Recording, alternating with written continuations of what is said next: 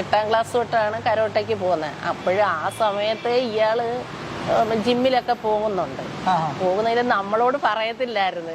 കാര്യം എന്ന് പറഞ്ഞാൽ ഞങ്ങൾക്ക് അതിനോട് എതിർപ്പായിരുന്നു. അപ്പോഴും ഞങ്ങൾ പറയാം അതിനൊന്നും പോവണ്ടെന്ന് പറയുമെന്നും പറഞ്ഞു. അപ്പോൾ പിന്നെ കുറച്ച് കഴിഞ്ഞപ്പോൾ അവളെ ബോഡിയൊക്കെ ഒരുമാതിരി വന്നപ്പോ ഞാൻ എന്തോ ഒരിതുണ്ടല്ലോ, മാറ്റം വന്നിട്ടുണ്ട്. നീ പിന്നെ ജിമ്മിലെ കാണാൻ പോകുന്നുണ്ടമ്മ. അപ്പാടത്ത് ഇപ്പം പറയണ്ട. അപ്പാടത്ത് പറഞ്ഞ അപ്പ അന്ന് വെളിയിൽ നിൽക്കല്ലേ. അപ്പാടത്ത് പറഞ്ഞ അത് അപ്പ വഴക്ക് പറയുമെന്ന് പറഞ്ഞു. അന്നേരം ചേട്ടത്തിമാരും പറയും അമ്മ അവള് വല്ലാതെ കനത്തൊരുമാതില്ല ജിമ്മ് ആമ്പിള്ളേരാണൊക്കെ വരുന്നത് അവിടുത്തെ പറയണേ, ഇത്രയൊക്കെ മതി വൃത്തിയേടാത്. അപ്പോഴും പിന്നെ ഇവള് പിന്നെ കുറച്ചു നാൾ പിന്നെ പോവാതങ്ങിരുന്നു. പിന്നെ ഇതിന്റെ ഇടയ്ക്ക് വെച്ച് പിന്നെയും പോകും. ഇപ്പൊ അടുപ്പിച്ചൊരു 3 വർഷം ഞങ്ങളിപ്പോ ശാസ്താംകോട്ട വന്നിട്ട് 3.5 വർഷമായി. 4 വർഷമാവാറായി. അപ്പോഴ് 3 വർഷം കൊണ്ട് അപ്പുറത്തൊരു ജിമ്മിൽ പോകുമായിരുന്നു. പിന്നെ അവള് ഏഴാംകുളത്തുള്ളൊരു ജിമ്മിൽ പോയി. അപ്പോഴും ഇവള് പറഞ്ഞു നിനക്ക് അവരെല്ലാം പറഞ്ഞ് മത്സരത്തിന് ഇറങ്ങണം ഷംജ, നീ നിന്റെ ബോഡി അതിനൊക്കെയുള്ള നല്ല ഇതാണ്, പോണം. അന്നേരം ഇവക്ക് ഞങ്ങളോട് പറയാൻ എന്നോട് ഇങ്ങനെ പറയും, പപ്പാടുത്ത് പറയത്തില്ല. അപ്പോഴും പപ്പായ്ക്ക് ഇതിന് എതിർപ്പാണ്. അന്നേരം ഞാൻ പറഞ്ഞു എന്തായാലും നീ ഒന്ന് പറയും. അന്നേരം എന്തുണ്ടെങ്കിലും ഇയാൾ എൻ്റെ അടുത്ത് ആദ്യം വന്ന് പറയുന്ന പപ്പായ അമ്മ സോപ്പിടണമെന്ന് പറഞ്ഞു. അന്നേരം ഞാനിങ്ങനെ പയ്യെ പറഞ്ഞു അണ്ണാ ഇതിടക്ക് പറയുന്നേ വേണ്ട, അതിനൊന്നും ഇറങ്ങണ്ട, അത് ശരിയാവത്തില്ലെന്ന്. പിന്നെ വാവണ്ണൻ്റെ അടുത്ത് ഇപ്പൊ കഴിഞ്ഞ മാസം അതിനൊരു 3-4 മാസത്തിന് മുമ്പ് ഞാൻ പറഞ്ഞു അണ്ണാ ഇതേണക്ക് അവളെ ആഗ്രഹമല്ലേ, എന്തോ ആവട്ടെ, എപ്പോഴും നമ്മൾ പിള്ളേരെ നമ്മളെ അടുക്കി പിടിച്ച് വെക്കുന്നത് ശരിയല്ല. അപ്പോഴും അവളിപ്പോ കുറച്ച് വലുതായില്ലേ. അന്നേരം പറയുന്ന മോക്ക് എന്തോ ആഗ്രഹം, അതും അപ്പൊ എനിക്ക് ഇങ്ങനെ ഇതിന് പോണം, അന്നെങ്കിൽ കുഴപ്പമില്ല മോളറിയിക്കുക. ഇത് പറഞ്ഞ പാട് അയാള് അവിടെ ചെന്ന് പറഞ്ഞ് ജിമ്മില് പഠിപ്പിക്കുന്ന അയാളടുത്ത് പറഞ്ഞ് അയാളായിട്ടാണ് ഈ തൃശ്ശൂരുള്ള അവരുടെ അടുത്ത് പറഞ്ഞ് അവര് വന്ന് കണ്ട ഉടനെ ഇവളെ ഇഷ്ടപ്പെട്ട് അങ്ങനെ ഇവളവിടെ പോകുന്നത്. ഇപ്പൊ എന്ന് പറഞ്ഞാൽ അവള് എവിടെ ഏതൊരു ഇതിൽ പോയാലും അവളൊരു പ്രൈസ് ഉറപ്പാണ്. അങ്ങനെ അവള് ഇങ്ങനെ ഇറങ്ങി എന്തുവായാലും ഫസ്റ്റ് പ്രൈസ് കിട്ടി. ഞങ്ങൾക്ക് എല്ലാവർക്കും വളരെ സന്തോഷമാണ്. അതോടൊപ്പം തന്നെ നമ്മൾ വിജയിക്കുമ്പോൾ നമുക്ക് എല്ലാ ആളുകളും നമ്മളോടൊപ്പം ഉണ്ട്, കൈയടിക്കാൻ ഒരുപാട് ആളുകളുണ്ട്. അതോടൊപ്പം തന്നെ നമ്മളൊരു തീരുമാനം എടുക്കും. അതിന്റെ തുടക്ക സ്റ്റേജിൽ ഉള്ള വെല്ലുവിളി എന്ന് പറഞ്ഞാൽ അത്ര മനോഹരമായിട്ടുള്ള അനുഭവങ്ങളായിരിക്കും. ഏറ്റവും മോശമായിട്ടുള്ള അനുഭവം, ഏറ്റവും സന്തോഷം നിറഞ്ഞ അനുഭവം ഒന്ന് പ്രേക്ഷകരായിട്ട് പങ്കുവെക്കാമോ? പിന്നെ ഞങ്ങളെ വീട്ടുകാർക്കും പിന്നെ എൻ്റെ മൂത്ത മക്കൾക്കൊന്നും ഇഷ്ടമല്ല ഇത്. പെൺകുട്ടിയാണ്, ഇതിനൊന്നും വിടാതെ അവളടുത്ത് പഠിച്ചിട്ടൊരു ജോലി മേടിക്കാൻ പറ, അവൾ ഇതിനൊന്നും പോവാതെ. അതുകൊണ്ട് പിന്നെ ഞങ്ങൾ അങ്ങനൊന്നും അവരോട് പറയത്തതുമില്ല. മൂത്ത മക്കളുടെ അടുത്ത് അവർക്ക് ഇപ്പോഴും ഇഷ്ടമല്ല, ഇതിനൊന്നും ഇറങ്ങുന്നതൊന്നും ഇഷ്ടമല്ല. എന്നാലും ഇപ്പൊ ഈ പിന്നെ കിട്ടിയതിന് ശേഷം ഒന്നും പറയുന്നില്ല. പിന്നെ ഇപ്പം പോയൊരു അടുത്ത് ഉദ്ഘാടനം ഉണ്ടായിരുന്നു, അതൊക്കെ ഇട്ട് കൊടുത്തപ്പോഴൊക്കെ നല്ലത് പറഞ്ഞു. എല്ലാരും നോക്കുന്ന അവരെ ഡ്രസ് കോഡാണ്, അതാണ് എല്ലാരും ഇതിനൊന്നും പോവരുത് എടുക്കരുതെന്ന് പറയുന്നത്. ഇഷ്ടമല്ലാത്തത്. അപ്പം എനിക്ക് ഒരുപാട് പ്രതീക്ഷകളുണ്ട് എൻ്റെ മകളെ പറ്റി. അത് എൻ്റെ പ്രതീക്ഷകൾ എൻ്റെ വിശ്വാസമാണ്. എൻ്റെ വിശ്വാസമാണ് എന്നെ നയിക്കുന്നത്. ആ വിശ്വാസമാണ് എല്ലാവർക്കും വേണ്ടിയത്. ഏത് മാതാപിതാക്കളും ഏത് പേരൻസിനും വേണ്ടിയത് ഈ ഒരു വിശ്വാസമാണ്. ആ മക്കളെ ഒരു വിശ്വാസം കൊടുക്കും. പിന്നെ തീർച്ചയായിട്ടും അവർ പിന്നെ ഏറ്റവും കൂടുതൽ ഞാൻ നോക്കുമ്പോൾ ഈ പ്രത്യേകിച്ച് കേരളത്തിലാണ്. ഈ കേരളത്തിൽ മക്കളെ വിശ്വാസമില്ല. എൻ്റെ മകൾ അങ്ങോട്ട് പോയാൽ എൻ്റെ മകൻ അങ്ങോട്ട് പോയാൽ എന്താണ് ഇത്? എൻ്റെ മക്കളെ സപ്പോർട്ട് ചെയ്യുന്നു, എടുക്കുക, അത്രയേ ഉള്ളല്ല, വേറെ ദിനത്തിലില്ല. ആൺകുട്ടികൾക്കും പെൺകുട്ടികൾക്കും നമ്മൾ വേർതിരിവല്ല. എങ്കിലും പെൺകുട്ടികൾക്ക് ജിംനേഷ്യത്തിൽ പോയി എന്താ പറയുക, അവർക്ക് ഈ മാതിരി ഒരു മിസ് കേരള ആവുക എന്ന് പറയുന്നത് ഭയങ്കരധികം ബുദ്ധിമുട്ടുള്ള കാര്യമാണ്. അപ്പോൾ ഈ ഷംജയെക്കുറിച്ച് പറയുകയാണെങ്കിൽ ആ കുഞ്ഞ് ഇത്രയും ഈ കുറഞ്ഞ കാലയളവിൽ പോയി അത്രയും കഷ്ടപ്പെട്ട് ഒരു മിസ് കേരള ആയതിൽ നമ്മുടെ നാടിന് തന്നെ വളരെയധികം അഭിമാനമുള്ളൊരു കാര്യമാണ്. ആ കാര്യത്തിൽ വളരെയധികം സന്തോഷമുണ്ട്. നാട്ടുകാർക്കെല്ലാം തന്നെ വളരെയധികം ഇഷ്ടമുള്ള ഒരു പെൺകുട്ടിയാണ്. എന്താ പറയുക, വളരെയധികം സന്തോഷം. ഹായ് ഫ്രണ്ട്സ്, നിക്കീസ് കഫേയുടെ മറ്റൊരു വീഡിയോ ബ്ലോഗിലേക്ക് എല്ലാ മാന്യ പ്രേക്ഷകർക്കും ഹൃദയം നിറഞ്ഞ സ്വാഗതം. നമ്മളിപ്പോൾ ഉള്ളത് കൊല്ലം ജില്ലയിലെ ശാസ്താംകോട്ടയിലാണ്. ഒരു സ്പെഷ്യൽ ഗസ്റ്റിനെ പ്രേക്ഷകർക്ക് പരിചയപ്പെടുത്താൻ വേണ്ടിയാണ് നമ്മൾ ശാസ്താംകോട്ടയിൽ എത്തിയിരിക്കുന്നത്. ഇത് ഷംജ ജാൻ. അതായത് കുട്ടിക്കാലം മുതലേ കരോട്ടയിൽ ഒരുപാട് എന്താണ് പറയുക ശ്രമിച്ചു. അതിനുശേഷം എന്താണ് വെൽനസ് ബോഡി ബിൽഡിങ്ങിലേക്കൊക്കെ മാറി. ഇപ്പോൾ എനിക്ക് തോന്നുന്നു മിസ് കേരള നിരവധി അവാർഡുകൾ വാങ്ങിയിട്ടുണ്ടല്ലേ. അപ്പോൾ അവാർഡുകൾ വാങ്ങിയ ഒരു സ്ത്രീയാണ് നമ്മളോടൊപ്പം ജോയിൻ ചെയ്യുന്നത്. അപ്പോൾ മാഡത്തിന്റെ വിശേഷങ്ങൾ നമ്മുടെ പ്രേക്ഷകരായിട്ടൊന്ന് പങ്കുവെക്കാമോ? ഞാൻ ഷംജ ജാൻ, ശാസ്താംകോട്ടയിലാണ് താമസിക്കുന്നത്. ഇപ്പം നിലവിൽ ഞാൻ ബോഡി ബിൽഡിങ്ങിൽ വെൽനസ് ആൻഡ് ബോഡി ബിൽഡിംഗ് ചാമ്പ്യൻഷിപ്പിൽ ടൈറ്റിൽ ചാമ്പ്യൻ ഓഫ് ചാമ്പ്യൻ ആണ്. എന്താണ് ഈ ചാമ്പ്യൻ ഓഫ് ചാമ്പ്യൻ എന്ന് പറഞ്ഞത്? അതാണ് രണ്ട് കാറ്റഗറിയിൽ മെഡൽ എടുക്കുന്നവരെ ചാമ്പ്യൻ ഓഫ് ചാമ്പ്യൻ എന്ന് പറയുന്നത്. ഈ ബോഡി ബിൽഡിങ്ങും വെൽനെസ്സും തമ്മിലുള്ള വ്യത്യാസം എന്താണ്? ബോഡി ബിൽഡിംഗ് എന്ന് പറയുമ്പോഴത്തേക്ക് നമ്മൾ അതിനകത്ത് മസ്കുലാരിറ്റിയാണ് കൂടുതലും നോക്കുന്നത്. മസിൽസ്, പോസിങ്, അതാണ് കൂടുതൽ അതിനകത്ത് പ്രാധാന്യം. നമ്മൾ വെൽനെസ്സിലോട്ട് വരുമ്പോഴത്തേക്ക് അതായത് നമ്മളൊരു ഘടന, മീൻസ് എല്ലാത്തിനും ഒരു ഘടനയുണ്ട്. ശാരീരിക ഘടനയും അതുപോലെ പോസിങ് കുറച്ച് വ്യത്യസ്തമാണ്.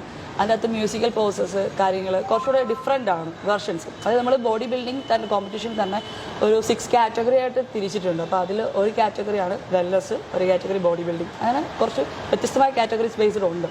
അപ്പോൾ അങ്ങനെ കേരളത്തിലെ ആളുകളൊക്കെ ഉണ്ട് ഇതിനായിട്ട്, സ്ത്രീകളുണ്ട്. എനിക്കൊന്ന് പുരുഷന്മാർ കുറച്ച് നമ്മൾ വീഡിയോസും അതൊക്കെ കാണാറുണ്ട്. സ്ത്രീകളുടെ എങ്ങനെയാണ് ഇതിൻ്റെ ഒരു സാന്നിധ്യം? ഇപ്പം നിലവിൽ സ്ത്രീകൾ ഇതിൽ വരുന്നുണ്ട്. കാരണം നേരത്തെ നമ്മളെ സംബന്ധിച്ച് മുസ്ലിം സ്ത്രീകൾ വളരെ പിന്നോക്കം നിൽക്കുന്ന ഒരു ഫീൽഡായിരുന്നു ബോഡി ബിൽഡിംഗ്. ഇപ്പം നമുക്ക് നേരെ നോക്കുവാണെങ്കിൽ, നേരെ തിരിച്ച് ഇപ്പോഴത്തെ കാലഘട്ടത്തിൽ നോക്കുവാണെങ്കിൽ മുസ്ലിം സ്ത്രീകളാണ് കൂടുതലും ബോഡി ബിൽഡിങ്ങിലോട്ട് വരുന്നത്. എന്താണ് അതിനൊരു കാരണം? വസ്ത്രപരമായ ഘടനയാണോ? എന്താണ് അതിനൊരു പ്രശ്നം? എന്താണ് നേരത്തെ അപേക്ഷിച്ച് നമ്മൾ നോക്കുവാണെങ്കിൽ നേരത്തെ കൂടുതൽ ആൾക്കാർ ഇതിനെ പ്രൊമോട്ട് ചെയ്യാത്തതിൻ്റെ പ്രത്യേകത അല്ലെങ്കിൽ കാരണം എന്ന് പറഞ്ഞത് ഇതിൻ്റെ ഒരു ഡ്രസ് കോഡ് തന്നെയാണ്. ഏതൊരു സ്പോർട്സ് ഈവെൻറ്റിലും നമ്മൾ നോക്കുവാണെങ്കിൽ അതിൻ്റെതായിട്ടുള്ള ഡ്രസ് കോഡ് ഉണ്ട്. കാരണം ഇപ്പം നമ്മൾ ബോഡി ബിൽഡിങ്ങിൽ നമ്മൾ ജസ്റ്റ് ഷോർട്സ് ആൻഡ് ഇന്നേഴ്സ് ഇടുവാണെങ്കിൽ അതിനെ നമ്മൾ മസ്കുലാരിറ്റി അല്ലെങ്കിൽ ആ വിസിബിലിറ്റി കാണാൻ വേണ്ടിയാണ് നമ്മൾ ഓരോ ഡ്രസ് കോഡ് എടുക്കുന്നത്. അപ്പോൾ ഇതിൻ്റെ അകത്ത് ഈ ഡ്രസ് കോഡ് ഉണ്ടെങ്കിൽ മാത്രമാണ് നമുക്ക് അതിൻ്റെ കാര്യങ്ങൾ ചെയ്യാൻ പറ്റത്തുള്ളൂ. ഓക്കെ, അപ്പോൾ ഇതാണ് കൂടുതൽ ആൾക്കാർ പിന്നോട്ട് നിൽക്കുന്നത്, ഈ ഡ്രസ് കോഡിൻ്റെ ഒരു പ്രശ്നമാണ്. ഓക്കെ, ഷംജ പറഞ്ഞു, അതായത് ഞാനൊരു പർട്ടിക്കുലർ കമ്മ്യൂണിറ്റിയിൽ നിന്ന് വരുന്നത് കൊണ്ട് തന്നെ, അല്ലെങ്കിൽ എന്താണ് പറയുക, ഡ്രസ് കോഡ് തന്നെ നമുക്ക് വളരെയധികം വെല്ലുവിളിയായിരുന്നു.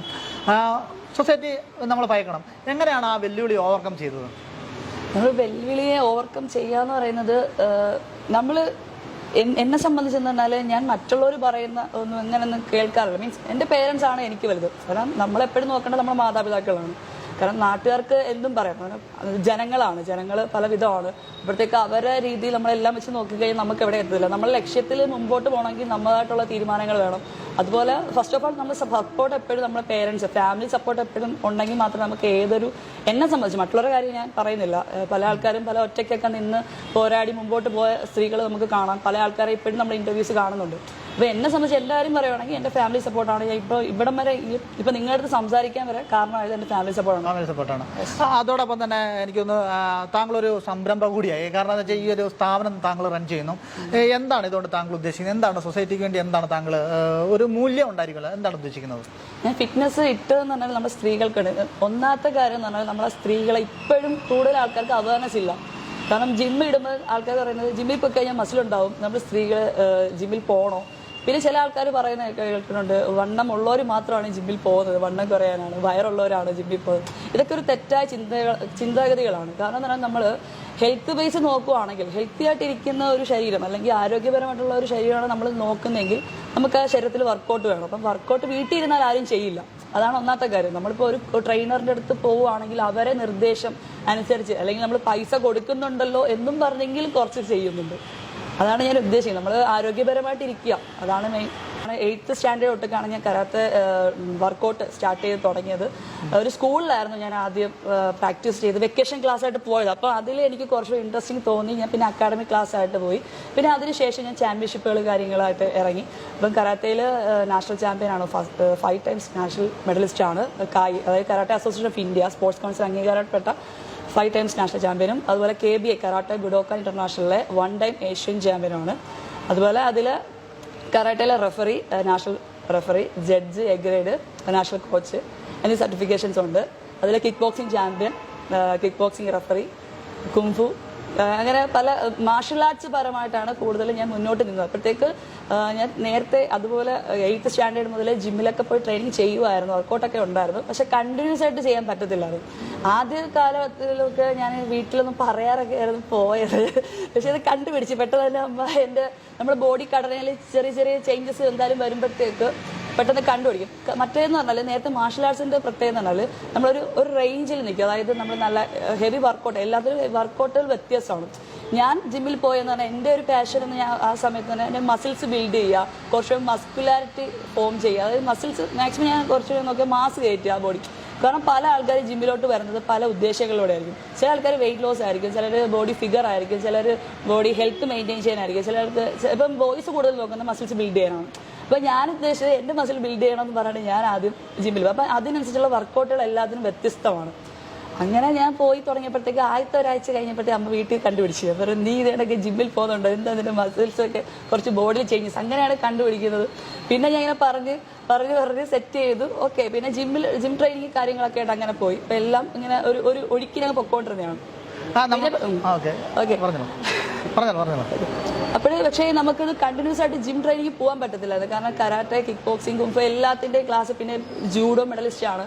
അപ്പോൾ ജൂഡോ എല്ലാം കൂടെ ആയപ്പോഴത്തേക്ക് എല്ലാം കൂടെ ഒരുമിച്ച് കൊണ്ടുപോകാൻ പറ്റത്തില്ല. അപ്പോഴത്തേക്ക് പകുതി കുറച്ച് ടൈം കിട്ടും മാത്രം ജിമ്മിൽ മാത്രം പോകുന്നു. അപ്പോൾ എൻ്റെ ഒരു രീതി തന്നെ ബോഡി സെറ്റ് ചെയ്യുക, നല്ല രീതിയിൽ കുറച്ച് മസ്കുലാരിറ്റി അല്ലെങ്കിൽ മാസ് കയറ്റുക, ബോഡി സെറ്റ് ചെയ്യുക, അങ്ങനെ ഒരു രീതിയായിരുന്നു. പിന്നെ കോമ്പറ്റീഷൻ ഇറങ്ങണം. അപ്പോഴത്തേക്ക് ട്രെയിനേഴ്സ് പറയുമായിരുന്നു ചാമ്പ്യൻഷിപ്പിലൊക്കെ ഇറങ്ങുക, ഷംജ ഇറങ്ങിയ നല്ലതായിരിക്കും എന്നൊക്കെ പറയുമ്പോൾ, വീട്ടിൽ പറയുമ്പോൾ അവർക്ക് ഒരു താല്പര്യക്കുറവല്ല എനിക്ക് തോന്നിയിട്ടുണ്ട്, പറഞ്ഞിട്ടുമുണ്ട് കൂടുതൽ. പിന്നെ നമ്മൾ സമുദായത്തെ കാര്യങ്ങളൊന്നും പറയുന്നില്ല, അതൊക്കെ പറയുന്ന ഇഷ്യൂസൊക്കെയാണ്. ഓക്കെ, അതോടൊപ്പം തന്നെ ഷംജയ്ക്ക് എങ്ങനെയാണ് എനിക്ക് മസിൽസുകൾ ബിൽഡ് ചെയ്യണം എന്നൊരു തോന്നലാണ്? അതായത് കരോട്ടയ്ക്ക് പോയി അല്ലെങ്കിൽ കുംഫുവിനൊക്കെ പോയി, അപ്പോൾ അതുകൊണ്ട് എനിക്ക് എന്താണ് ആ ഒരു പവർ എനിക്ക് ഫീൽ ചെയ്യണം, അതുകൊണ്ടാണോ ബോഡി ബിൽഡിങ്ങിലേക്ക് വരുന്നത്? എന്തായാലും ആ മസിൽ എനിക്ക് വേണമെന്നുള്ള തോന്നലുണ്ടായിരുന്നു, കാരണം എന്താണ്? ഇല്ല, നമ്മളിപ്പോൾ മാർഷൽ ആർട്സ് ഒക്കെ കഴിഞ്ഞാലും പവർ ബിൽഡ് അങ്ങനെയൊന്നും അല്ല. അപ്പോൾ നമ്മൾ മാർഷൽ ആർട്സിൽ തന്നെ ചെയ്യുന്ന ഫ്ലെക്സിബിലിറ്റി, പവർ, സ്റ്റെബിലിറ്റി കാര്യങ്ങളെല്ലാം എല്ലാത്തിലും ഉണ്ട്. മാർഷൽ ആർട്സ് എന്നത് ആയോധന കലയാണ്, അത് ഓരോ വെർഷൻസ് ആണ്. ബോഡി ബിൽഡിംഗ് എന്ന് പറയുമ്പോഴത്തേക്ക് അത് നമ്മളൊരു മൈൻഡാണ്, ഇപ്പം ഇന്ന കണക്കാവണം. അപ്പം മറ്റേന്ന് പറയുമ്പോഴത്തേക്ക് അതായത് മാർഷൽ ആർട്സ് പറയുമ്പോഴത്തേക്ക് കുറച്ച് ഹെവി വർക്കൗട്ടാണ് കാര്യങ്ങൾ. അപ്പോഴത്തേക്ക് ആ ഒരു രീതി മെയിൻറ്റെയിൻ ചെയ്ത് പറ്റില്ല. നമ്മളൊരു ബോഡി നല്ല രീതി വർക്കൗട്ട് ചെയ്തൊരു വ്യക്തിയാണെങ്കിൽ നല്ല സെറ്റായിട്ട് തന്നെ പോകും. ഓക്കെ, ബട്ട് എനിക്ക് അതിനെക്കാട്ടും കുറച്ചും കൂടെ മസ്കുലാരിറ്റി വേണം എന്ന് ഉദ്ദേശിച്ചിട്ടാണ് ഞാൻ ആഗ്രഹം. എനിക്കത് വേണം എന്നുള്ള ഒരു തോന്നൽ നമ്മൾ ഉള്ളിൽ നിന്ന് വരണം. അത് എന്ത് പർപ്പസിന് വേണ്ടിയാണ്, എന്താണ് നിങ്ങളുടെ ഡ്രീം? ജിമ്മിൽ പോയി തുടങ്ങിയതെന്ന് പറയുന്നത് ഇപ്പോൾ ഒരു കോമ്പറ്റീഷൻ എന്നുള്ളൊരു ചിന്ത കൊണ്ടൊന്നും അല്ല. ആദ്യം ജിമ്മിൽ പോവുക, നന്നായിട്ട് എൻ്റെ ഒരു ചിന്ത എപ്പോഴും ഇതായിരുന്നു, കുറച്ച് മാസ് കയറ്റുക, നല്ല കുറച്ചുകൂടെ ലുക്കായിരിക്കുക. അതായത് നമ്മൾ മുഖ സൗന്ദര്യത്തെക്കാട്ടി ഞാൻ കൂടുതലും ഉദ്ദേശിക്കുന്നത് നമ്മൾ ബോഡിയാണ്, ബോഡി മസ്കുലാരിറ്റിയാണ് ഞാൻ കൂടുതലും. പല ആൾക്കാരും പല രീതിയാണ്. ചില ആൾക്കാർ മുഖ സൗന്ദര്യമായിരിക്കും, ചില ആൾക്കാർ വേറെ, അങ്ങനെ കുറെ പല ആൾക്കാരും പല ചിന്താഗതികളാണല്ലോ. എന്നെ സംബന്ധിച്ച് മുഖ സൗന്ദര്യത്തെക്കാട്ടി ഞാൻ കൂടുതൽ നോക്കുന്നത് ബോഡിയാണ്. ബോഡി നല്ല രീതിയിൽ സെറ്റ് ചെയ്യുക, ബോഡി മസ്കുലാരിറ്റിയാണ് ഞാൻ കൂടുതൽ നോക്കുന്നത്. താങ്കളുടെ ഡ്രീം എന്താണ്? ഡ്രീം എന്ന് പറഞ്ഞാൽ ഇപ്പം ഞാൻ ബോഡി ബിൽഡിങ്ങിലാണ്. ബോഡി ബിൽഡിങ്ങിൽ നല്ല ലെവലിൽ മുമ്പോട്ട് പോകണം, ഒരു മിസ് ഒളിമ്പിയ ഒക്കെ ആവണം എന്നൊക്കെയാണ് ആഗ്രഹം. പക്ഷെ അതിലെത്തണമെങ്കിൽ ഒരുപാട് എഫേർട്ട് എടുക്കണം, ഒത്തിരി വർഷത്തെ കഠിനാധ്വാനമുണ്ട്, ഒരുപാട് ദൂരം പോയാലേ അതിനൊക്കെ എത്താൻ പറ്റത്തുള്ളൂ. മിസ് ഒളിമ്പിയ എന്താണ് നമ്മുടെ പ്രേക്ഷകരായിട്ടൊന്ന് വിവരിക്കാമോ? പറഞ്ഞോളൂ. മിസ് ഒളിമ്പിയ എന്ന് പറയുമ്പോഴത്തേക്ക് നമ്മൾ ഇപ്പോൾ ഓരോ ചാമ്പ്യൻഷിപ്പ്, ഇപ്പം നമ്മൾ ഡിസ്ട്രിക്ട്, സ്റ്റേറ്റ്, ഇന്ത്യ, അങ്ങനെ ഓരോ ഘട്ടങ്ങളാണ്. അപ്പം ഓരോ ഘട്ടങ്ങളിൽ ഇപ്പോൾ പ്രോ കാർഡ് കിട്ടുന്ന ഒരു വ്യക്തിക്ക് മിസ് ഒളിമ്പിയയിൽ പങ്കെടുക്കാൻ പറ്റത്തുള്ളൂ. അപ്പം അങ്ങനെ ഒരു ഈവൻ്റ് ആണ്. അപ്പം അതിലെത്തണമെങ്കിൽ നമുക്ക് നല്ല രീതിയിൽ വർക്കൗട്ട്, എഫേർട്ട് എടുക്കണം. എഫേർട്ടിനെക്കാട്ടി നല്ലൊരു എക്സ്പെൻസ് നമുക്ക് ചിലവാകും. അതിന് നമുക്ക് നല്ല സ്പോൺസേഴ്സ്, പിന്നെ സ്പോൺസേഴ്സ് ഉണ്ടെങ്കിലേ ബോഡി ബിൽഡിങ്ങിൽ നിലനിൽപ്പുള്ളൂ എന്നാണ് എൻ്റെ ധാരണ എന്നല്ല, അതാണ് അതിൻ്റെ കറക്റ്റ് കാര്യം. കാരണം എല്ലാത്തിനും നല്ല ചിലവാണ്. നമ്മളെ ഫുഡ്, ഡയറ്റൊക്കെ തന്നെ ആയാലും ഡയറ്റിൻ്റെ കാര്യങ്ങൾ, സപ്ലിമെൻറ്റ്സ് എല്ലാം ഒരു നല്ല വൺ ചിലവ് ഏറിയ ഒരു കാര്യമാണ് ഈ ബോഡി ബിൽഡിംഗ് എന്ന് പറഞ്ഞാൽ. എല്ലാം പറഞ്ഞ് ചിലവുണ്ടെന്ന് പറഞ്ഞാൽ ആരും ബോഡി ബിൽഡിങ്ങിൽ ഇറങ്ങാതിരിക്കേണ്ട ആവശ്യമില്ല. കാരണം നമ്മൾ മുമ്പോട്ട് പോകുമ്പോഴാണ് അത്രയ്ക്ക് വലിയ ചിലവ് വരുന്നത്. ജസ്റ്റ് ഒരു ഡിസ്ട്രിക്ട്, സ്റ്റേറ്റ് അങ്ങനെയൊക്കെ ആണെങ്കിൽ ഒരു പാർട്ടിസിപ്പേഷൻ, ഡിസ്ട്രിക്ട് ഒക്കെ നോർമലി നമുക്കൊരു മെഡലൊക്കെ കിട്ടാവുന്നേ ഉള്ളൂ, കുറച്ച് അത്യാവശ്യം നല്ല ബോഡിയൊക്കെ ആണെങ്കിൽ. പിന്നെ സ്റ്റേറ്റിലോട്ടൊക്കെ ആണെങ്കിൽ അത്യാവശ്യം നന്നായിട്ട് വർക്കൗട്ട് ചെയ്ത്, കാരണം ഒരു ഡയറ്റൊക്കെ നല്ല പക്കയായിട്ട് പോവുകയാണെങ്കിൽ ഓക്കെ, നമുക്ക് നോക്കാം, ഒരു മെഡലൊക്കെ സാധ്യത കാണുമായിരിക്കും. പക്ഷെ നല്ല രീതിയിൽ മുമ്പോട്ട് പോകണമെങ്കിൽ എന്തായാലും നമുക്ക് സ്പോൺസറിൻ്റെ ആവശ്യം ഉണ്ടായിരിക്കും, എന്നാലും ഇതിൽ മുമ്പോട്ട് പോകാൻ പറ്റും. അപ്പോൾ അതോടൊപ്പം തന്നെ ഇപ്പം ഞാൻ നിരവധി പെൺകുട്ടികളും കരോട്ട, കുംഫു ഇങ്ങനെയുള്ള കാര്യങ്ങളൊക്കെ പഠിക്കും. എന്താണ് അതൊരു സ്വയരക്ഷ മാത്രമാണ്? എന്താണ് അതിൻ്റെ ഒരു പർപ്പസ്? എന്താണ് നോർമൽ എനിക്ക് അറിഞ്ഞോളൂ. ഓക്കെ, നമ്മൾ മാർഷൽ ആർട്സ് എന്ന് ഉദ്ദേശിച്ചു. മാർഷൽ ആർട്സ് എന്ന് പറഞ്ഞാൽ ഒരുപാട് ഐറ്റംസ് ഉണ്ട്. കരാത്തെ ഉണ്ട്, കുംഫു ഉണ്ട്, ജൂഡോ ഉണ്ട്, കിക്ക് ബോക്സിംഗ് ഉണ്ട്, ബോക്സിംഗ്, ഒരുപാട് ഐറ്റംസ് ഉണ്ട്. പക്ഷേ നമ്മളിപ്പം പറഞ്ഞത് സെൽഫ് ഡിഫെൻസ് എന്നാണ് ഉദ്ദേശിക്കുന്നത് അല്ലേ? ഓക്കെ, അപ്പം നമ്മൾ സ്വയരക്ഷയ്ക്ക് വേണ്ടിയാണ് പഠിക്കുന്നതെന്ന് ചോദിച്ചു. സത്യം പറഞ്ഞാൽ നമ്മൾ സ്വയരക്ഷ എന്ന് ഇപ്പം നമ്മളിത് ചെയ്തുകൊണ്ട് ഒരു വ്യക്തി ഇത് ചെയ്യണമെന്നില്ല, ഇങ്ങനെ റിയാക്ട് ചെയ്യണമെന്നില്ല. നമുക്ക് ആദ്യം വേണ്ടത് കോൺഫിഡൻസ് ആണ്, നമുക്കൊരു ആത്മധൈര്യം. ഞാൻ ഉദ്ദേശിച്ചത് എൻ്റെ സ്റ്റുഡൻസിനെ ആദ്യം നമ്മൾ പഠിപ്പിക്കുന്നതിനാൽ ഇത് ചെയ്ത് ഒരാളെ പോയി അടിക്കണം അല്ലെങ്കിൽ ഇടിക്കണം, നീ ഒരാളെ തന്നെ അടിച്ച് കഴിഞ്ഞാൽ തിരിച്ച് റിയാക്ട്, അതല്ല നമ്മൾ ആദ്യം പഠിപ്പിക്കണം. നമ്മൾ ആദ്യം അവനെ കോൺഫിഡൻസ് ഉണ്ടാക്കിയെടുക്കുക, അവനെ ആദ്യം ആത്മവിശ്വാസം, എനിക്ക് ചെയ്യാൻ പറ്റും, ഒരാൾ വന്നതിനെ നേരിടാൻ പറ്റും, ഒരു ആത്മവിശ്വാസം ആദ്യം ഒരു വ്യക്തിയിൽ ഉണ്ടാക്കിയെടുക്കുക. അത് കഴിഞ്ഞിട്ടാണ് ബാക്കി എല്ലാം അവിടെ സ്റ്റാർട്ട് ആവത്തുള്ളൂ. കരോട്ടെ ഇത്തരം മേഖലകളൊന്നും നമ്മുടെ സർക്കാരോ ഒന്നും അത്ര കാര്യമായിട്ട് ഫോക്കസ് ചെയ്യാത്ത മേഖലയാണ്. അതിനെക്കുറിച്ച് എന്താണ് പറയുന്നത്? കരോട്ടയിൽ ഒരുപാട് നാൾ ട്രൈ ചെയ്തു, എന്നിട്ടാണ് പിന്നെ ബോഡി ബിൽഡിങ്ങിലേക്ക് അല്ലെ വെൽനസിലേക്കൊക്കെ വരുന്നത് അല്ലേ? അപ്പോൾ അതിനെക്കുറിച്ച് ഓക്കെ, കരാത്തെ എന്ന് പറയുമ്പോഴത്തേക്ക് നമ്മൾ ആരും സപ്പോർട്ട് ചെയ്യുന്ന ഒരു കാര്യമില്ല. കാരണം നമ്മളെ കയ്യിൽ പൈസ ഉണ്ടെങ്കിൽ നമ്മൾ ഇറക്കുക, നമ്മൾ പോവുക, വർക്കൗട്ട് ചെയ്യുക, ചാമ്പ്യൻഷിപ്പിൽ അറ്റൻഡ് ചെയ്യുക, നമ്മൾ കുറേ പൈസകളൊക്കെ ഉണ്ടെങ്കിൽ കളയാം. എന്നാൽ വെറുതെ എന്നെ സംബന്ധിച്ച് എനിക്ക് ഇതിൽ ഒരു നേട്ടം ഉണ്ടായിട്ടില്ല. കരാത്തെ അപേക്ഷിച്ച് നമ്മൾ അധ്വാനിച്ച് നമ്മൾ മാക്സിമം കഷ്ടപ്പെട്ട് നമ്മൾക്ക് ഒരു മെഡൽ എടുത്താൽ പോലും നമ്മൾ ടീംസ് സപ്പോർട്ടിങ് കാര്യങ്ങൾ ഒന്നുമില്ല. ഒരു സ്റ്റേറ്റ് ടീംസ് ആയിക്കോട്ടെ അല്ലെങ്കിൽ നമ്മളെ സ്റ്റൈൽ ടീംസ് ആയിക്കോട്ടെ, ആർക്കും ഒരു ഇപ്പോൾ ഒരാൾ വന്നു ഒരു കുട്ടിയെ പ്രോത്സാഹിപ്പിക്കുക അല്ലെങ്കിൽ ഒരു എന്തെങ്കിലും അവർക്ക് വേണ്ടി എന്തെങ്കിലും ചെയ്യാൻ പറ്റുമെങ്കിൽ അത്രയെങ്കിലും ചെയ്യാം. അതിപ്പം നമ്മളെ വീട്ടുകാർ ഒരാൾ വിളിച്ച് പറയും എൻ്റെ മോള് നിനക്ക് മേടിച്ചിട്ട് വന്നിട്ടുണ്ട് അല്ലെങ്കിൽ മാഷ എന്ത് ചെയ്യുന്നുണ്ട് നിങ്ങൾ, അത് നമ്മൾ വീട്ടുകാർ പറഞ്ഞ് വേണം ചെയ്യിപ്പിക്കാം. നേരെ മറിച്ച് നമ്മൾ ബോഡി ബിൽഡിംഗ് എടുക്കുമ്പോഴത്തേക്ക് നമ്മൾ ജസ്റ്റ് മെഡൽ കൊണ്ട് മേടിച്ച് വന്നാൽ മാത്രം മതി. അവിടെ സ്പോൺസേഴ്സ് വരുന്നുണ്ട്, അവിടെ എന്ത് ഷംജ നിങ്ങൾക്ക് അല്ലെങ്കിൽ ഷംജ ഒരു വ്യക്തി ബോഡി ബിൽഡിങ്ങിൽ ഏതൊരു വ്യക്തി അവിടെ ഫസ്റ്റ് എന്തെങ്കിലും ഒരു മെഡൽ അവർ അച്ചീവ് ചെയ്ത് കഴിഞ്ഞാൽ അവരെ സ്പോൺസേഴ്സ് ഏറ്റെടുക്കുകയാണ്. അപ്പോൾ ഞങ്ങൾ ഇതിൽ ടീമിലോട്ട് കയറുമോ, ഞങ്ങൾ നിങ്ങൾക്ക് എന്ത് വേണം ചെയ്തില്ല, സപ്ലിമെന്റ്സ് കാര്യങ്ങൾ അല്ലെങ്കിൽ നിങ്ങളെ കാര്യങ്ങളെല്ലാം നോക്കാം, നിങ്ങൾ ഞങ്ങളുടെ കൂടെ വന്നാൽ അത് വർക്കൗട്ട് എന്ന് പറഞ്ഞ് അല്ലെങ്കിൽ ജോലി സാധ്യത ഉണ്ട് എന്നും പറഞ്ഞാണ് ആൾക്കാർ വരാൻ ക്യൂ ആണ്. പക്ഷെ നമ്മൾ ഇത്രയും നാൾ ഞാനാണെങ്കിൽ 12 ഇയേഴ്സ് അല്ലെങ്കിൽ 30 ഇയേഴ്സ് കൂടുതൽ കരാത്തയിൽ നിന്നിട്ടും എന്നെ സംബന്ധിച്ച് ഒരു ബെനിഫിറ്റ്സും ഇല്ല. കാരണം നമുക്ക് ഇങ്ങനെ പറയാം കുറേ സർട്ടിഫിക്കറ്റ്സുകൾ ഉണ്ട് അല്ലെങ്കിൽ 5 ടൈംസ് അംഗീകാരപ്പെട്ട സർട്ടിഫിക്കറ്റ് ആണ് എൻ്റെ ഇരിക്കുന്നത്. പക്ഷേ എന്നെ സംബന്ധിച്ച് ഇത് കൊണ്ട് എനിക്ക് ഒരു പ്രയോജനം ഉണ്ടായിട്ടില്ല. പക്ഷെ പ്രയോജനം ഇല്ലാത്തവരെല്ലാം ഉള്ളവരും ഉണ്ട് ഇതിൽ. ഞാൻ വിമർശിക്കുകയല്ല, വിമർശിച്ചാൽ നമുക്ക് ഇതിലൊന്നും നിൽക്കത്തില്ല, പിന്നെ വലിയ വിമർശനങ്ങളാവും. അതുകൊണ്ട് എനിക്ക് അധികമൊന്നും ഞാൻ പറയുന്നില്ല, പറയാൻ ഒരുപാടുണ്ട്. ബട്ട് സ്റ്റോപ്പ് ചെയ്യുവാണ്. ഓക്കെ, ഇപ്പോൾ ഷംജ സ്പോൺസർഷിപ്പിനെ കുറിച്ചൊക്കെ എങ്ങനെയാണ് നമ്മൾ സ്പോൺസറിലേക്ക് എത്തുന്ന ഷംജയുടെ ഒരു കഥ എങ്ങനെയായിരുന്നു? എൻ്റെ സ്പോൺസർഷിപ്പ് എന്ന് പറഞ്ഞാൽ ഞാനിപ്പോൾ ഒരു 4 മന്ത്സിൽ ഒരു ഏഴംകുളത്ത് എന്ന് പറഞ്ഞ ജിമ്മിൽ ഏഴംകുളം ശരത് മാഷിൻ്റെ അടുത്താണ് ഞാൻ ഇപ്പോൾ ട്രെയിനിങ് ചെയ്തത്. ഏഴംകുളം എന്ന് പറയുന്ന ജില്ലയിലാണ് നമ്മൾ അടൂർ, പത്തനംതിട്ട ജില്ല അടൂർ സ്ഥലത്ത് ഏഴംകുളത്തുള്ള അവിടെയാണ് ഞാൻ വർക്കൗട്ട്. നേരത്തെ ഒരുപാട് ട്രെയിനേഴ്സിൻ്റെ അടുത്തായിരുന്നു. ഒരു 3 വർഷത്തോളം ബിജു എന്ന് പറഞ്ഞൊരു ശാസ്താംകോട്ട ജിമ്മിലായിരുന്നു. അപ്പോഴത്തേക്ക് ഞാൻ ഒരു 4 മന്ത്സ് അപ്പോഴത്തേക്ക് പുള്ളിയെടുത്ത് ഞാൻ ഇങ്ങനെ പറഞ്ഞു ചാമ്പ്യൻഷിപ്പിൽ എനിക്ക് ഇറങ്ങാൻ താല്പര്യമുണ്ട് മാഷേ, ഇപ്പോൾ എനിക്ക് അനുസരിച്ച്. അപ്പം പുള്ളി പറഞ്ഞു നിൻ്റെ ഒരു പിക്ക് ഇട്ടുതരാൻ, ഫോട്ടോ ഇട്ടുതരാൻ. അപ്പോൾ ഞാൻ ജസ്റ്റ് ഒരു ഡബിൾ ബൈസെപ്സ് പിടിച്ചിരിക്കുന്ന ഒരു ഫോട്ടോ ഇട്ട് കൊടുത്തു. അങ്ങനെ ഫോട്ടോ ഇട്ട് കൊടുത്തത് നമ്മളെ തൃശ്ശൂരിലെ ടീം പീറ്റേഴ്സ് എന്ന് പറഞ്ഞ ഒരു ടീമിലാണ്. അതായത് ബിജിൽ മാസ്റ്റർ ബിബിൻ മാസ്റ്റർ, അപ്പോൾ ഇവർ രണ്ടൊരു ചേട്ടൻ അനിയനാണ് അവർ. ഓക്കെ, അപ്പോൾ അവരാണ് എന്നെ സ്പോൺസർ. അപ്പോൾ എന്നെ ഫോട്ടോ ഇട്ട് കൊടുത്തു. അപ്പോൾ അവർ പറഞ്ഞു ഓക്കെ ഷംജ കയറി വാ, നമുക്ക് ചാമ്പ്യൻഷിപ്പ് കാര്യങ്ങളൊക്കെ ഇറങ്ങുന്നു വരുന്നുണ്ട്, അപ്പോൾ നമുക്ക് അവളെ സെറ്റ് ചെയ്ത് നമുക്ക് അവളെ താല്പര്യം അങ്ങനെയല്ലേ. അങ്ങനെയാണ് അവരാണ് എന്നെ ഏറ്റെടുത്തത്. ഇപ്പോഴും അവർ തന്നെയാണ് എൻ്റെ സ്പോൺസർ. സ്പോൺസർ എന്ന് പറയാൻ പറ്റത്തില്ല എനിക്ക്. സത്യം പറഞ്ഞാൽ എൻ്റെ ഒരു ഫാമിലി പോലെയാണ്. എനിക്ക് ഭയങ്കര സപ്പോർട്ടായിരുന്നു. ഒരു 25 ഡേയ്സ് ഞാൻ തൃശ്ശൂർ തന്നെയായിരുന്നു. എൻ്റെ ഒരു ഫാമിലിയിൽ എങ്ങനെയാണോ ഞാൻ അവിടെ നിന്നത്, എൻ്റെ കുടുംബത്തിൽ നിൽക്കുന്നതാണൊക്കെ എനിക്ക് തോന്നിയിട്ടുള്ളത്. തൃശ്ശൂരുകാരെന്നൊക്കെ പറഞ്ഞാൽ സത്യം പറഞ്ഞാൽ നമ്മൾ ആരെ ആക്ഷേപിക്കുകയോ അല്ലെങ്കിൽ വേറെ രീതിയിലൊന്നും അല്ല. പക്ഷെ നമ്മളെ ഇവിടെ കാണിക്കുന്നതൊന്നും അല്ല. നല്ല ആൾക്കാരാണ് കേട്ടോ. എല്ലാ തൃശ്ശൂർക്കാർക്കും അതാണ്, എല്ലാ തൃശ്ശൂർക്കാർക്കും എൻ്റെ വലിയൊരു ഹായാണ്. കാരണം എനിക്ക് ഭയങ്കരമായിട്ട് ഇഷ്ടപ്പെട്ടു. നല്ല ആൾക്കാരാണ്, എല്ലാവരും നല്ലതാണ്. എന്നാലും എന്നെ ഒരുപാട് സപ്പോർട്ട് ചെയ്ത് ഒരുപാട് 25 ദിവസം എന്ന് പറഞ്ഞാൽ എനിക്ക് ഒരുപാട് വർഷങ്ങൾ കണക്കാണ് അവിടെ തോന്നിയത്. ഭയങ്കര ആത്മബന്ധമാണ് തോന്നിയത്. അതുപോലെ എൻ്റെ എല്ലാ കാര്യത്തിലും ഓരോ സമയത്തും വന്ന് ചോദിക്കും ഷംജ എന്തെങ്കിലും പ്രശ്നങ്ങളുണ്ടോ, എന്തെങ്കിലും നമുക്ക് അറേഞ്ച് ചെയ്യണോ. ഇപ്പോൾ എന്നെ ഒരു ഫ്ലാറ്റിലായിരുന്നു താമസിച്ചത്. അപ്പോൾ ഞാൻ അപ്പോഴത്തേക്ക് അവിടെ നിന്ന് എന്തെങ്കിലും ബുദ്ധിമുട്ടുണ്ടോ, നമുക്ക് വേറെ അടുത്ത് ചേഞ്ച് ചെയ്യണം. അങ്ങനെ ഓരോ നിമിഷവും എത്ര സമയം ഏത് പാതിരാത്രിക്ക് നമുക്ക് എന്തെങ്കിലും ആവശ്യമുണ്ടെങ്കിൽ വിളിച്ച് കഴിഞ്ഞാൽ അപ്പോഴേ ഫോൺ എടുക്കുമ്പോൾ എന്ത് ആവശ്യമായാലും നമ്മളവിടെ നിറവേറ്റി തരും.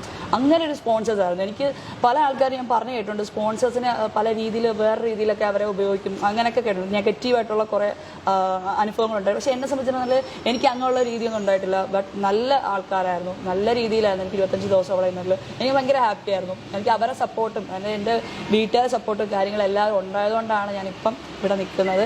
ഇങ്ങനെ വലിയൊരു അച്ചീവ്മെന്റ് എനിക്ക് നേടാൻ കഴിഞ്ഞത് തന്നെ. ഷംജ ഇനിയും ഒരുപാട് ഉയരങ്ങൾ എത്തട്ടെ എന്ന് ആശംസിക്കുന്നു. ഞാൻ ശാസ്താംകോട്ട DV കോളേജിലാണ് പഠിച്ചത്. അപ്പോൾ ശാസ്താംകോട്ടയിൽ നിന്ന് എന്താണ് പറയുക, ഒരു ഒളിമ്പിക്സ് വരെയൊക്കെ എത്തുന്ന ഒരാളുണ്ടെങ്കിൽ അപ്പോൾ നമ്മൾ ഇന്ന് പരിചയപ്പെട്ടിട്ടുണ്ട്. അപ്പോൾ ഷംജയുടെ എല്ലാ ഉയർച്ചകളും ഞങ്ങൾ ആശംസിക്കുകയാണ്. അതോടൊപ്പം തന്നെ അഭിമാനം ഉണ്ടാവും ഉയരങ്ങളിലേക്ക് എത്തുമ്പോൾ.